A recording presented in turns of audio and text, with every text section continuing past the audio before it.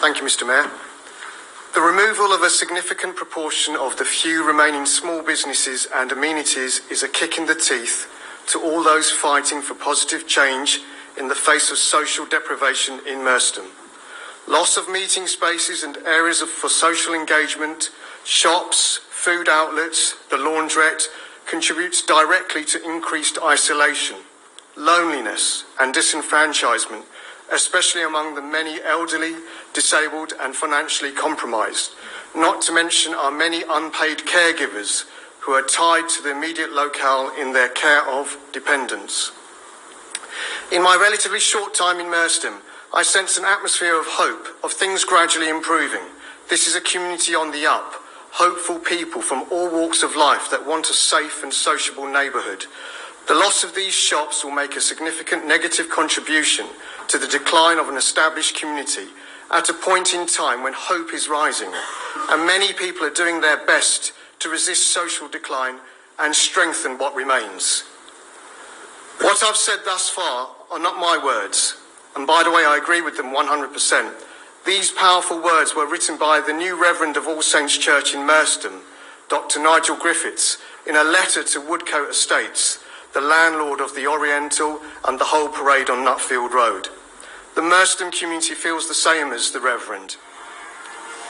It's incredible to think that the dynamic Ms. Susan Wong, the owner of the Oriental, has cooked for Merstham for 23 years.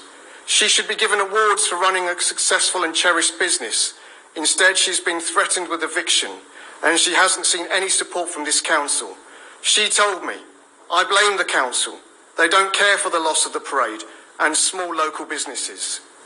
I've spoken to other shop owners who have been pushed out. Here are two other accounts.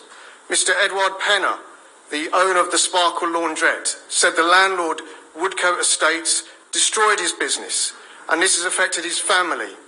He said, and I quote, "Lots of disabled people or elderly people are left with no laundry help in Merstham. We are doing collection and delivery for some from Sutton, but we can't help all of them."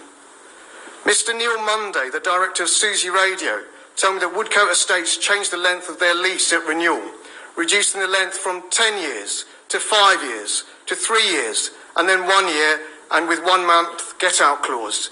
The situation was untenable, so Susie Radio was pushed out.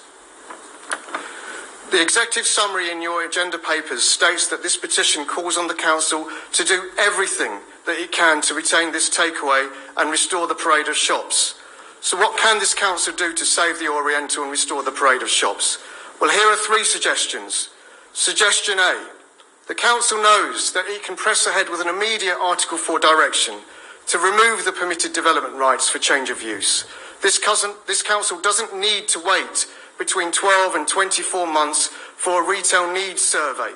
That will state what everyone knows. The community needs these shops.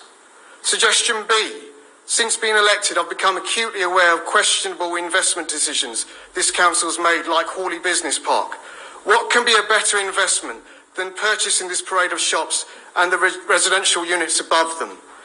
A win-win situation. Suggestion C. The former leader of the council, Mark Brunt, posted on Facebook, and I quote, "The only option I can see is an application for an asset of community value." I'm sorry to add at this point, there are concerns about the links between the National Conservative Party and property developers. A recent report by Transparency International said the Conservatives nationally have an unhealthy financial reliance on property developers. It received £61 million in donations from individuals and companies related to the substantial property interests between 2010 and 2020. And then in 2021, the Housing Minister decided to deregulate permitted development rights on high street premises, which has meant developers who want to buy and demolish shops, takeaways, laundrettes, cafes, hairdressers, and replace them with private homes can do so without planning permission. So I hope the Reigate and Banstead Conservatives distance themselves from the National Party.